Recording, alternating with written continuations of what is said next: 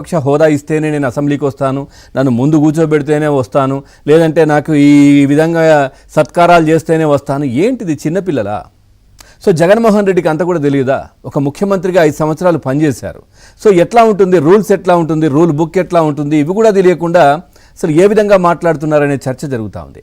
ఇక ప్రతిపక్ష నేత హోదా ఇస్తే సభాధ్యక్షుడితో సమానంగా సమస్యలపై చర్చించే అవకాశం ఉంటుంది అంటూ కూడా జగన్మోహన్ రెడ్డి హడావిడి చేస్తూ ఉన్నారు. నిజంగా చెప్పాలంటే ఇప్పుడున్నటువంటి కూటమి ప్రభుత్వ నేతలందరూ కూడా చెప్తా ఉన్నారు, ముఖ్యమంత్రితో పాటు మీరు రండి, జగన్మోహన్ రెడ్డి గారు సభకు రండి, అప్పుడు ఇస్తామా ఇయ్యమా అనేది అప్పుడు తెలుస్తుంది కదా. ఒకవేళ మీకు ఎంత సమయం ఇవ్వాలో ఒక నేతగా అంత సమయం మీకు వస్తుంది. సో అప్పుడు మీకు ఇవ్వకపోతే అప్పుడు ప్రజాక్షేత్రానికి వెళ్ళొచ్చు కదా అని వాళ్ళు చెప్తున్నది. కానీ లేదు, నాకు ప్రతిపక్ష హోదా ఇస్తేనే వస్తా అనేది జగన్మోహన్ రెడ్డి. ఇక ఉన్న ఒకే ఒక్క ప్రతిపక్ష పార్టీ వైసీపీ అంటూ కూడా జగన్మోహన్ రెడ్డి చెప్తా ఉన్నారు. ప్రతిపక్ష పార్టీ అని ఎవరు చెప్పారు? అసలు ప్రతిపక్షమే రాష్ట్రంలో అవసరం లేదు అని చెప్పి కూటమి ప్రభుత్వానికి అంత పెద్ద మ్యాండేట్ ఇచ్చారు కదా. మరి జగన్మోహన్ రెడ్డికి అది కూడా అర్థం అవ్వట్లేదా? ఇక వైసీపీని కూడా ప్రతిపక్షంగా గుర్తించడం లేదు అంటూ కూడా ఆయన హడావిడి చేస్తున్నారు ఈరోజు ప్రెస్ మీట్ పెట్టి. ఇక మాట్లాడేందుకు స్పీకర్ తగిన సమయం ఇస్తే ప్రజా సమస్యలు ప్రస్తావిస్తామంటూ కూడా చెప్తా ఉన్నారు. ఇస్తారు, సమయం ఇస్తారు, మీరు వెళ్ళి చూస్తే కదా సమయం ఇచ్చేది ఇయ్యంది తెలిసేది. సో ఇంట్లో కూర్చొని యలహంక ప్యాలెస్లో కూర్చొని నాకు సమయం ఇవ్వట్లేదు అంటే కాదు కదా. మీ నియోజకవర్గంలో మిమ్మల్ని గెలిపించి మీతో పాటు ఇంకో 10 మందిని గెలిపించి మీ పార్టీ తరఫున ప్రజలు ఒక ప్రజాస్వామ్యయుతంగా మీరు వాళ్లకు ఇటు అసెంబ్లీకి వెళ్ళి ప్రజా సమస్యల గురించి మాట్లాడాలి. అది కాకుండా పోయి పూర్తిగా నాకు ప్రతిపక్ష హోదా ఇస్తేనే వస్తా ఏం మాట్లాడుతున్నారు? ఇక 2 నెలలుగా ఎరువుల కోసం రైతులు అవస్థలు పడుతున్నారంటూ జగన్మోహన్ రెడ్డి హడావిడి చేస్తూ ఉన్నారు. చూస్తూ ఉన్నాం, రైతులు హ్యాపీగా ఎవరి పని వాళ్ళు చేసుకుంటా ఉన్నారు. ఈయన ఏదో సృష్టించే ప్రయత్నం. ఇక రైతులకు అందాల్సిన ఎరువులు బ్లాక్ మార్కెట్కు తరలిస్తున్నారంటూ కూడా జగన్ ఈరోజు హడావిడి చేస్తూ ఉన్నారు. నిజంగా అది నిజమైతే మరి అసెంబ్లీకి వెళ్ళండి. అసెంబ్లీకి వెళ్ళి మీ దగ్గర ఏదైనా ఆధారాలు ఉంటే, దీనికి సంబంధించిన ప్రూఫ్స్ ఉంటే అక్కడికి వెళ్ళి మాట్లాడండి. ఇంట్లో మైకు పెట్టుకొని ఒకసారి రికార్డ్ చేసి తర్వాత ఆనేర్కేస్తే కాదు. మీరు ప్రజా సమస్యలను అసెంబ్లీకి వెళ్ళి మాట్లాడండి. ఇక చంద్రబాబుపై మరోసారి అభ్యంతరకర వ్యాఖ్యలు కూడా జగన్మోహన్ రెడ్డి చేశారు. చంద్రబాబు ఏదైనా బావిలో దూకి చావాలంటూ కూడా మాట్లాడుతున్నారు జగన్మోహన్ రెడ్డి. ఏం మాట్లాడుతున్నారు అసలు? పుట్టుకలు చావులు ఎవరి చేతుల్లో ఉండవు. జగన్మోహన్ రెడ్డి మీకు అది కూడా తెలియకుండా ఒక ముఖ్యమంత్రిగా పనిచేశారు.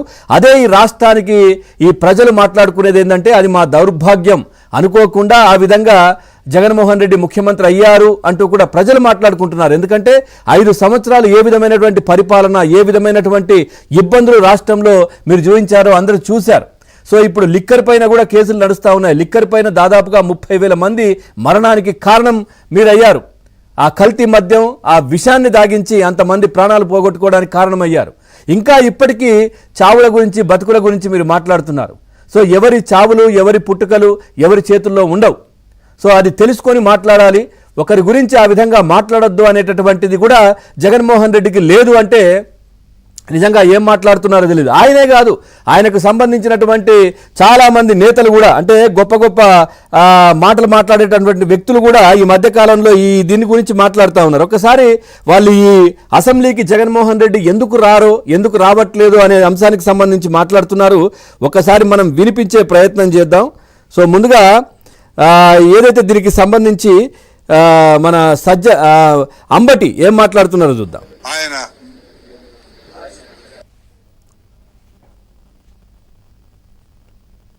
ప్రతిపక్ష హోదా ఇవ్వమనండి. నెంబర్ 1 అది ఎందుకు ఇస్తారు? నెంబర్ 2, నీలాగా శాసనసభకు రాకోకుండా పారిపోయి బావురు ఏడ్చేటటువంటి మనస్తత్వం వైఎస్ఆర్ కాంగ్రెస్ పార్టీది కాదు.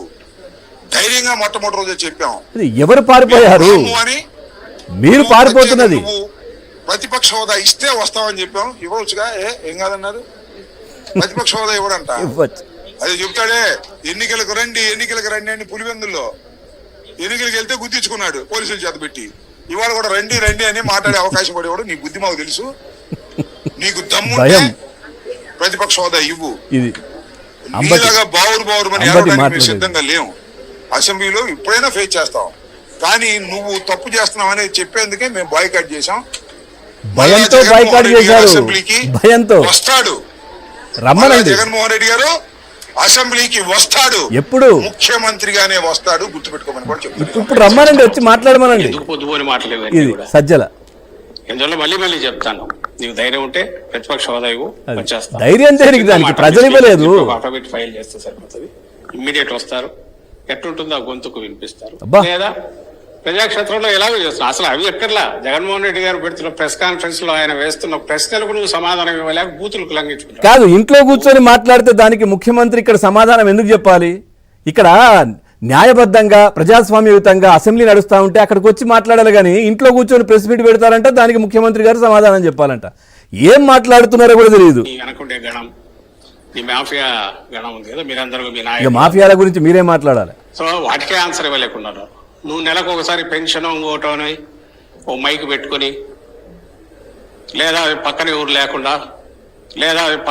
లేకుండా ఒక్కడివే పెళ్లి పబ్లిసిటీకి తయారు చేసుకుంటా. పక్కన ఎవరు లేకుండా లేరు. సజ్జల రామకృష్ణారెడ్డి గారు బాజాప్తా రోడ్డు పైన ప్రజల మధ్యలో హ్యాపీగా ప్రజలతో పాటు కూర్చొని ప్రజల మధ్యలో తిరుగుతున్నారు ముఖ్యమంత్రి చంద్రబాబు నాయుడు గారు.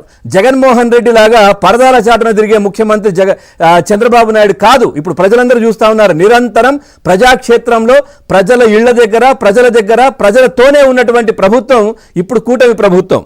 మీరు ఇళ్లలో కూర్చునేటప్పుడు కాకుండా నువ్వు జనంలోకి వెళ్ళు, తెలుస్తుంది ఎందుకు ఇవన్నీ పొద్దుపోని మాట.